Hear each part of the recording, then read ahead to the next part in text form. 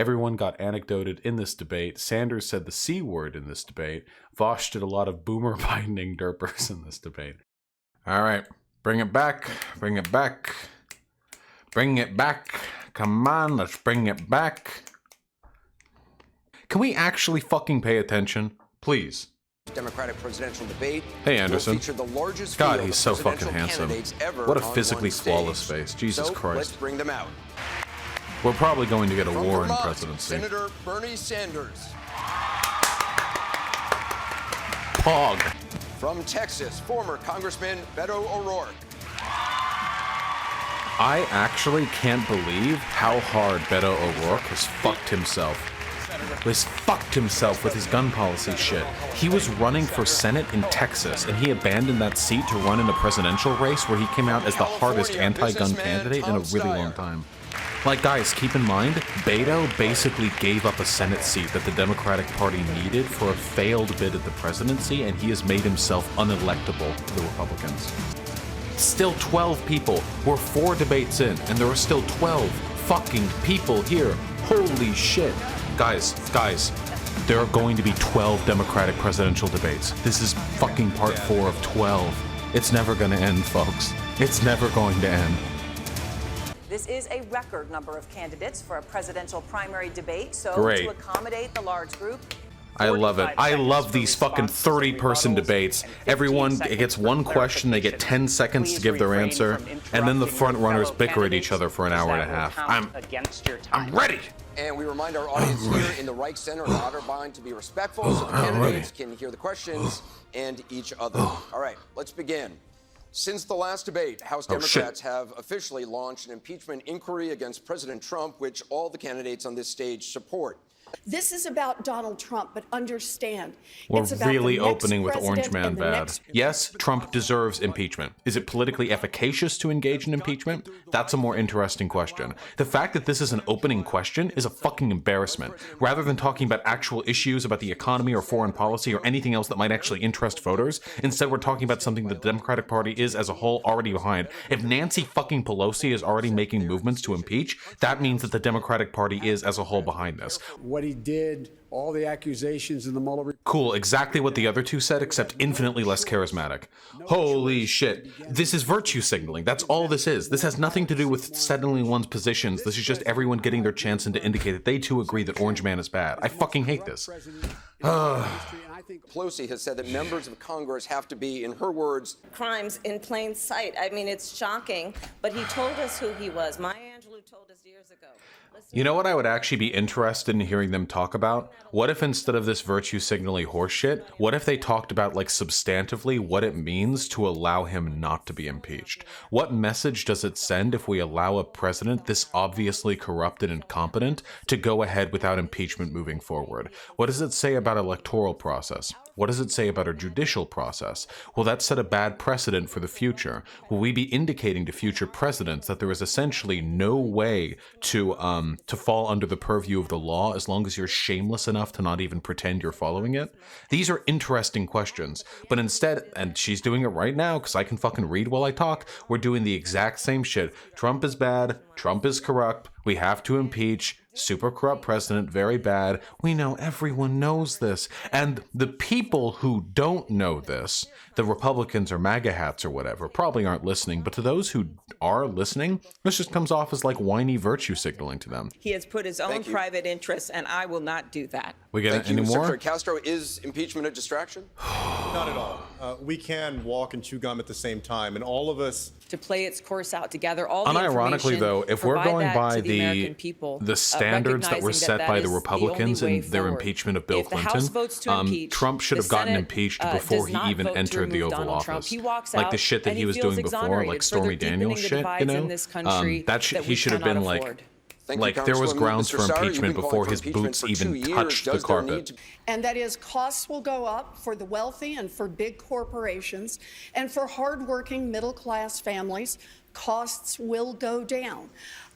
You know, the way I see this, I love Democrats trying to clumsily wield the language of populism and hard middle-class family. You know what I mean? Like hardworking. Puerto Rico, that does not lower costs for middle-class families. Jesus Christ, this is such a simple fucking question. Just say taxes may go up, but the amount middle-class families have to pay for health insurance will decrease significantly, and the amount of medical debt bankruptcies will plummet to zero. Medicare for all is the gold standard.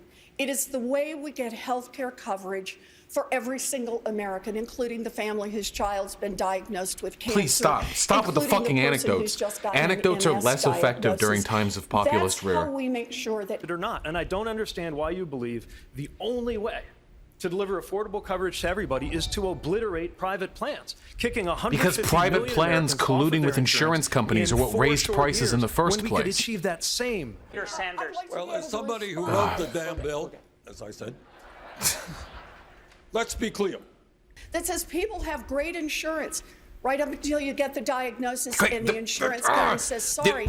Focusing on taxes here is a spook, okay? The reason why healthcare in America is so expensive is because corporations and insurance companies have lobbied to make it so expensive, okay? Our healthcare is horribly fucking inefficient. And in order to tackle that, we don't need to raise taxes. What we need to do are tackle the policies that led to that massive increase in the first place. The reason it's so expensive is because we allowed insurance companies to set the standard for what healthcare should cost in this country. There's a reason why right now it costs fucking $40,000 for you to have a baby with fucking insurance, okay? There's a reason why you can be bankrupted fucking thousands of dollars for every single fucking chemo treatment, okay? All of these things can be dealt with. None of these things require raising taxes. All they require is the political capital necessary to take on the insurance companies, to take on the hospitals, to take on all the institutions that are responsible for putting things in these positions. You don't need to focus on the fucking taxes. Insurance in 4 years, and I'm tired of hearing. Remember that Klobuchar actually reportedly beat one of her interns to death with a stapler. To death. A serious medical problem. Making this healthcare shit a tax question is kowtowing to the right because it makes it seem as though only charging people more every fucking year, that's the only thing that's wrong. We just need to charge more and spend more. The reality is that this money is being stolen from us by industry. In Martin Luther King's letter from a Birmingham jail, he described the white moderate as the greatest obstacle to liberation for the black community in America. He said it was not the Ku Klux Klaner nor the Citizens Councilman who was the greatest obstacle, but rather the moderate, who prefer a neutral peace to an active justice, who impede freedom by putting a timetable on other men's freedom. This is what we are looking at here. These are people who are forming their political bid, for forming their bid to office, not on a goal, not on a desire to improve things, but rather a platform based on kowtowing and silencing the dreams of those who have the passion to make life better for others. That is what we are looking at here. This is to a T the class version of what Martin Luther King described in his letter from a Birmingham jail. People who try to put a timetable on progress. The plan is going to, but for people making between 50 and 75. By the way, when people talk about that, how this would cost a bajillion, quadrillion, quintillion, gorillion dollars and there's no way to pay for it, the reason why they're framing it this way is because they're not taking into account the fact that these prices are so expensive because we're still letting insurance companies and pharmaceutical companies do whatever it is the fuck they want. If we rein those companies the fuck in and kept them from turning the American healthcare system into the most bloated, inefficient mess in fucking developed countries' history, then we could absolutely get Medicare for all down to a cost that is affordable within the bounds, within the purview of how our system works now. People defending a system which is dysfunctional, which is cruel. Whether we have the guts to stand up to the corrupt, price-fixing pharmaceutical industry, which is charging us the highest prices in the world for prescription drugs. And if we don't have the guts to do that, if all we can do is take their money, we should be ashamed about that. By framing this like you just need to raise taxes, you're essentially saying that you have to let middle-class Americans pay for the exorbitant greed of pharmaceutical companies. Women should not be the only ones taking up this cause and this fight. Squad W, my man! Squad W! That's what I'm saying. Why can only women be feminists? Why can't men be feminists too? Fucking femoids. People deserve to control their own bodies. Senator, giant multinational corporations I'm gonna fucking kill that myself. have no loyalty to America. They have no loyalty yes. to American workers.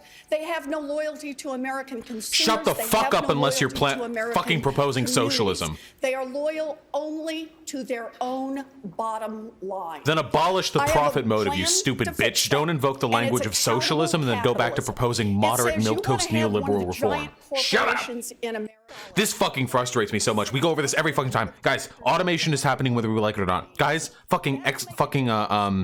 exporting jobs elsewhere is going to happen whether we like it or not, okay? The issue here isn't the foreign trade policy. The issue here is that there was work that needed to be done here in this country, and we are not doing that work because it is not profitable to do that work, okay? The issue here is that there is a dissonance between what is profitable to work on and what people actually need done. That is why our infrastructure is crumbling, why our roads are dying, why our businesses are making more and more money, but our schools are getting worse with more people in each class. Even though we have people who would die to get a fucking teaching position, still the schools can't afford them. Over and over again. The issue has nothing to do with automation or what have you. There's work that needs to be done. There are people who need to work. There are jobs to be found. We don't need to go back digging from the fucking Rust Belt. We just need to reorganize our economy. Like UBI and to see how that would work. But talking to Americans around the country about automation, and they're smart. They see what's happening around them. Their Main Street stores are closing. They see a self-serve kiosk in every McDonald's, every grocery store, every CVS.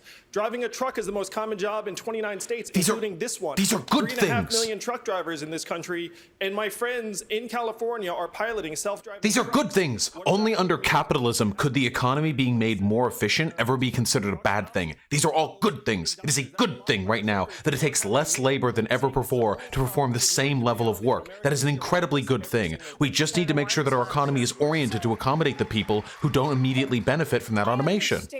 Income inequality is growing. I don't have in an the issue with United local States at an production. I alarming have an rate. issue Top with 1% now own more of this nation's wealth. asinine, and the bottom ignorant, 90% combined. ideologically driven, Senator economically inefficient policies. When you introduced your wealth tax, oh, what a which smile. would tax the assets of the wealthiest Americans, you said, quoting you, Senator, billionaires should not exist. Is the goal of your plan to tax billionaires out of existence? That smile. That damn smile. We would often come home from school before she came home from work. She'd come home, she'd cook dinner, and at some point we'd go to bed, and she'd sit up at the kitchen table trying to figure out how to make it all work. And when I think about where we are right now in 2020, I do believe just... Oh, fuck me. It's like heroin straight into my fucking veins. When I come on, who's going to be the leader of America next? I come on, that's what I'm looking for. Tell me about your childhood. Oh, yes. Oh, God. It's like, oh, I can feel it. The anecdotes. They feel fucking useless. So every other kid in America has a chance to Senator, make it. thank you. That's Secretary what Castro, this is about. This Your isn't. response? Anger is what motivates populism. It's like This is the. universal child care. It's like the for crumb of every pussy meme. baby You in know? this It's country. like please, sir, just a crumb of just 2 cents per dollar. We don't need milk toast begging for the elite. We don't need to come up to the billionaires on our hands and knees begging them for a pithy sum of their wealth. We need to go in there and say, hey, fuck you. You've been rigging the economy for decades. Eat the shit directly out of my asshole as I expropriate every dollar from you that I can. I am angry at you. Everyone has a right to be angry at you. This is not a polite, dignified seizure of 2 cents off every dollar above 50 million and one. This is the proletarian anger. Folks that are watching on TV. Script before. God damn it. Work in These 2016, fucking milquetoast and it will be liberal disaster centrist for us, dipshit. plan to many people on the stage. Revolutionary times. And Oh, it greatest involves, wealth inequality again, ever. Why fair can't we all taxes just for be the richest. fucking We have a nice lot to of work each do other? there, but we've had 20 years. Why can't politics go back to the way it was 10 years ago? And we have never When all the talked people about the dying were violence in America overseas of in child brown. poverty. And he has enriched himself at the expense of the United States of America. In Orange man Syria, bad? he Orange has man bad? created. I was in Iraq and went through the neighborhoods that ISIS destroyed. We need to get out, More but we need anecdotes? to do this through a negotiated No direct solution. response there is to the no question. military solution. Mayor Buttigieg, Orange man bad, Mayor Buttigieg, like no many direct of your fellow response, candidates on the stage, you've been anecdotes. calling for Damn, an end to we endless nailed all wars. 3 in that What's your one. Thank you, response on Warren. Syria? You'll do great in the Well, fucking respectfully, general. Congresswoman, I think that is dead wrong. but our one-time That ally. is so fucked though. Like, don't mind me playing like respectability politics for a second, but can you imagine being like a Kurd or whatever, and you're like, okay, maybe we have a chance, we stand with America or whatever, and then one day after a single phone call, a tweet goes out, and kablam, that one tweet signals the death for you and hundreds of thousands of other people who have been fighting to build a democratic project in the Middle East. Just a tweet. You could read it on Twitter. There were probably Kurdish people who woke up one day, fucking Trump's Twitter feed on their phone. They looked at and their fucking hearts sank, ice in their gut, and they're like, well. Russia influencing and trying to break up NATO. What does the president do? He says, I believe Vladimir Putin. I believe Vladimir Putin. I don't believe our intelligence community. I'm Vladimir Putin. I'm not. No. But here's the deal. There we go. That's the across the aisle unity I want to see. Questions whether or not. So really quickly, I know that the whole like Russia bad meme is pretty played out because of the fucking the DNC and the hack and what have you. I know that gets played out a lot, but like legitimately, Putin actually is a pretty huge fucking threat to like liberal democracy as a concept. It's like it's, you know how Jordan Peterson always says like, clean your room, and then like some people on the left started making fun of the idea of cleaning your room, but in reality, it's actually a good idea to clean your room. You know, don't let that same thing happen with Russia. Don't let the dumb fucking Mueller report babies make you think like all claims about Russia being like a horrible threat are completely baseless. Don't do that. Don't concede that to them. But we have to work with our allies and our frenemies around the world. Did he just say, wait, did he just say frenemies? Of course. Ducking into the backseat of a car when I was a freshman in high school. Yes! Across Yes, I was so curious about your personal life. Yes, I love it! You know, in the neighborhoods, though, let me answer this question about volunteering. Hey guys, want to hear something fucking radical? Bernie Sanders has spent literally 50 fucking years as a hard lefty advocate, going to protests. As mayor, he literally, as a mayor in the 1980s, made a safe space for trans people. In the 1980s. Trans people didn't even fucking exist back then. He invented trans people. Bernie Sanders has been doing sick ass shit for fucking decades, and he never brings it up during the debates. He never does it. I think he said he marched with MLK once, or something like that. He has been so restrained. If he wanted to jerk himself off over all the sick shit he's done, he could do it for fucking days. But he doesn't do it because he understands that he is a statesman and his responsibility is to describe his policy positions, his will, his agenda, his personality, not some irrelevant fucking tidbit of information. At least his tidbits would be fucking relevant. If he wanted to talk about LGBT rights, oh yeah, trans Mecca, 1980s. My policy is clear. My policy is clear. He wants to talk about civil rights? March with MLK. Pictures of him getting fucking arrested for marching with those people. My policy is clear. I'm just saying, like, but everyone else has to get in their little shitty anecdote that they have memorized.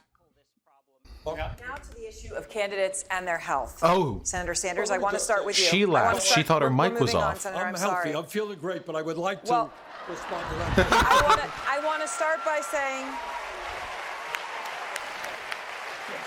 Oh, that smile. And Senator Sanders is in favor of medical marijuana. I want to make sure that's clear as well. Thank you. Senator Sanders, this debate does mark your.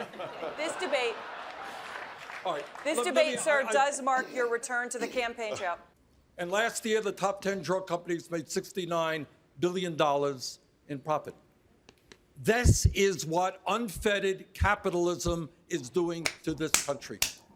And it's not just the drug companies. Right now, the CEOs in the fossil fuel huge profits. Say it, Bernie. That is why we need a political revolution. We need to enforce our antitrust laws, break up these giant companies that are dominating big tech, big pharma, big oil, all of them. But are you gonna do it, Warren? I just want to say, by the way, Bernie Sanders is probably not going to win the presidency. It's just unlikely. I'm not trying to meme or whatever.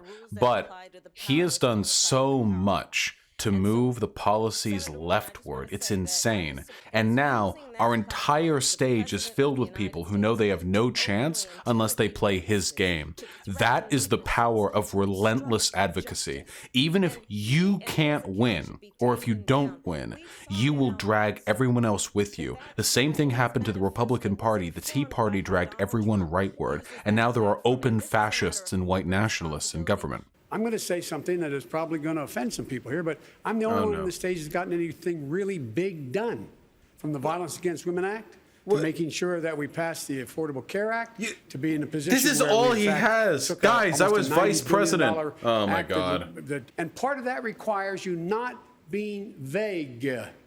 Tell people what it's going to cost, how you're going to do it, and why you're going to do it. That's the way to get it done. Presidents are supposed to be able to persuade. Just to clarify, Vice President, who are you saying is being vague? Well, the senator said she's being vague on the issue of, actually both of them being vague on the issue of the Medicare for all. No, look. How the fuck are they being vague? Come on. It costs $30 trillion. Guess what? That's over $3 trillion a year. It's more than the entire federal budget. Let me finish, okay? It costs $30 trillion. That's over $3 trillion. Every single thing. Senator Sanders, respond. In two ways. Joe, you talked about working with Republicans and getting things done. But you know what you also got done, and I say this as a good friend. You got the disastrous war in Iraq done. You got a bankruptcy bill, which is hurting middle-class families all over this country. Going in. You got trade agreements. You angered the burn dog. PNTR with China done, which have cost us 4 million jobs. Look at how purple the hand Biden has on his podium. Holy shit. They are anybody else. That looks like a bloated corpse hand. She did. Oh, and there's I a went chance. on the floor and Now got lean you back. votes. Yep. Shake the blood out. I got votes for that Shake bill. that blood right back in the I heart. convinced people to vote for it. So let's get those things straight, too. Senator Warren, do you want to respond? Now, that was applause if I ever heard am it. deeply grateful to President Obama, who fought so hard to make sure that agency was passed into law. And I am deeply grateful to every single person who fought for it and who helped pass it into law. But understand— You did a hell of a job in your job. Thank you. But understand this. It was a dream big, fight hard. People told me— He just weird champed go himself. for something little, go for something small. And Senator, President Obama said, I will fight for that. And he sometimes had to fight against people in his own administration. We have to be willing to make good, big structural change. Mayor Buttigieg were seen laughing together at a football game. Oh my God, are we really doing the Ellen question? Saying we're all different, and I think that we've forgotten that that's okay, that we're all different. And I think that there's a value to that. I think that that should be reflected more in Fuck Castro. our public life. Castro's canceled. I also believe— Remember, to the wealthy and powerful, politics is just a game for prestige and social status. Hundreds of thousands of people dead, plunged into an endless war, debt-ridden, riding on a campaign of discrimination against gay people. None of it matters. The principles don't matter. All that matters is the rich stay in their little clubhouses. Should be held accountable. We've developed a friendship Disgusting. Much worse than I expected from Tulsi. It's all a game to them. It doesn't matter. It doesn't matter if you're a war criminal that led hundreds of thousands of people to their death. It doesn't matter if you stand against every value, that your continued existence and acceptance normalizes those things. All that matters is that you be oopa, super, duper, extra nice to people. Not to the people who died, or the people who lost a limb or lost a family member. Not much needs to be done there, as Tulsi showed when she advocated for pulling out of Syria. But being nice to the millionaires and billionaires. To me, this is literally a disqualification. 100%. Anybody who believes that politics is something so ephemeral and irrelevant that you can continue to be friends with people even after they send countless people to their death, unacceptable to me. Would these people say the same about being friends with a rapist? I sincerely doubt it. But the people they're saying they pal around with have done infinitely more damage to the world than any conventional rapist. George Bush, in fact, I'm quantifying it. George Bush has done a moral equivalent of 2.8 million rapes. If you can convert all the harm George Bush has done to the world into rapes, that would be 2.8 million of them. So, listen, like, moralizing aside, okay, blah, blah, war criminals bad. What does this say about politics when we are so concerned with civility that it is politically efficacious to say that you happily interact with and, as a matter of necessity, complicitly validate the existence of war criminals and bigots? What does that mean? Like, what are we saying about ourselves as a nation? Because not being friends with someone is a good way of forcing pressure on them to have them change their views. Would you continue being friends with somebody who, like, raped your mom? Probably not. What if they raped your mom but then promised they would never do it again? I mean, probably not, right? It's not so much about what they're about to do. It's about implicitly suggesting whether you approve of their actions, how bad they are, or how, much better it might be if they stop doing that. The difference is whether or not you're the kind of person who will extend that rage and consideration to other people, or whether you will keep it only to those close to you. Because I guarantee you, if one of these people, if I walked up and decked their mom, they would never speak well of me again for the rest of their life. If I just really laid one out on old Granny. But hundreds of thousands of people dying overseas, well, they're brown. This is fucking boring. And what's nice is, 12 candidates here, same meaningless platitudes for every single one of them. 12 debates. We're probably going to hear this spiel well over 200 times until we finally reach the general election. The same damn spiel. I think Bernie did really well tonight. Nothing particularly interesting happened with Bernie Sanders. Like, he didn't have any big bazinga, but I think he sold himself pretty well. It was a competent debate, I think, for him. I'm not gonna lie there, guys. The Democratic debates always leave me wanting to kill myself. This will get a lot better. Once we're, like, getting closer to the general election, so there will only be, like, 4 or 5 people up there. But anyway, folks, I am desperately hungry. You can expect a stream from me tomorrow. I sincerely appreciate all of the support that I received from you. I hope everyone enjoyed the debate. I know that I didn't. I have a headache now. It's so boring, but it will get better as fewer candidates are up on stage. And hoo boy, those general debates, the big 3 that they're going to have with Trump, those are going to be some quality fucking memes. Have yourself a good one, folks. I love you, and I'll see you later.